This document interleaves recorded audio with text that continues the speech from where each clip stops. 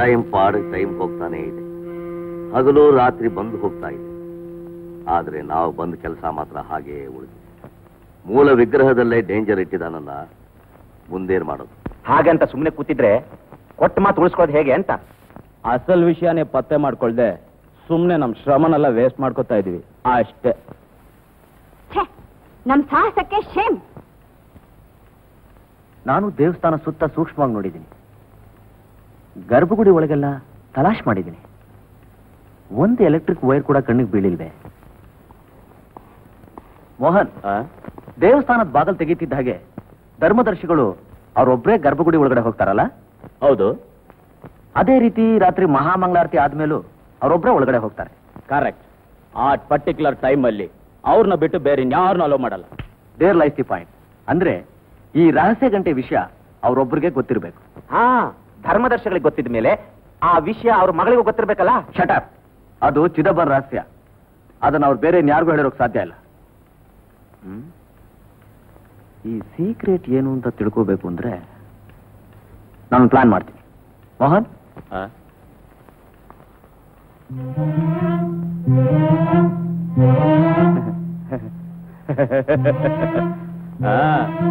ಸೀತಾಪತಿ ನೀನೇ ಗತಿ.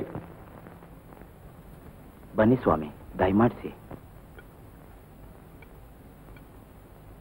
ನಾರಾಯಣಾಚಾರ್ಯ ಸ್ವಾಮಿ, ಮನೇಲಿ ಯಾರು ಇಲ್ವೇನು? ಯಾಕಿಲ್ಲ, ಇದಾರಲ್ಲ ಸ್ವಾಮಿ. ಮತ್ತಾರು ಕಾಣಿಸ್ತಾ ಇಲ್ಲ. ಎಲ್ಲಿ ನೋಡಿ, ಶ್ರೀರಾಮಚಂದ್ರ. ಅಲ್ಲಿ ನೋಡಿ, 10 ಅವತಾರದಲ್ಲಿ ಮೆರಿತಾ ಇದ್ದಾನೆ ಮಹಾವಿಷ್ಣು. ಇವರುಗಳ ಧ್ಯಾನ ಮಾಡ್ತಾ ನನ್ನ ಕಾಲಹರಣೆ ಮಾಡ್ತಾ ಇದ್ದೀನಿ ಸ್ವಾಮಿ. ಎಂಥ ದೈವ ಭಕ್ತರು ಸ್ವಾಮಿ ನೀವು. ಇವರು ನನ್ನ ತಾತ, ಇವರು ನನ್ನ ಮುತ್ತಾತ, ಇವರು ನನ್ನ ತಂದೆ. ಬನ್ನಿ ಸ್ವಾಮಿ, ಒಳಗ್ ಬನ್ನಿ. ಬನ್ನಿ ಸ್ವಾಮಿ, ದಯಮಾಡಿಸಿ.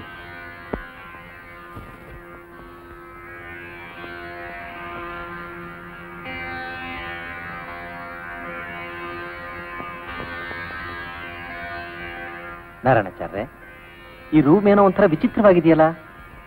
ಇದು ಯೋಗ ಮಂದಿರ, ಧ್ಯಾನ ಮಂದಿರ. ನನ್ನ ತಂದೆ ಹಠಯೋಗ, ರಾಜಯೋಗ ಸಾಧಿಸ್ತವರು. ನನಗೂ ಅಲ್ಪ ಸ್ವಲ್ಪ ಕಲಿಸಿದ್ದಾರೆ ಸ್ವಾಮಿ.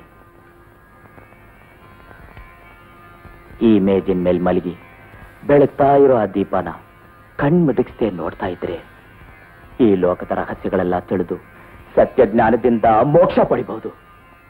ಆ ಶ್ರೀರಾಮಚಂದ್ರ ಮೂರ್ತಿನ ಪ್ರತ್ಯಕ್ಷವಾಗಿ ಕಾಣಬಹುದು ಸ್ವಾಮಿ. ಏನಂದ್ರೆ ಶ್ರೀರಾಮಚಂದ್ರ ಮೂರ್ತಿನ ಪ್ರತ್ಯಕ್ಷವಾಗಿ ನೋಡ್ಬೋದೆ? ಹೌದು ಸ್ವಾಮಿ, ನಾನು ಬಹಳಷ್ಟು ಸಾರಿ ನೋಡಿದ್ದೀನಿ. ತಾವು ಒಮ್ಮೆ ಪರೀಕ್ಷೆ ಮಾಡೋರಂತೆ. ಮಲಗಿ ಮಲಗಿ.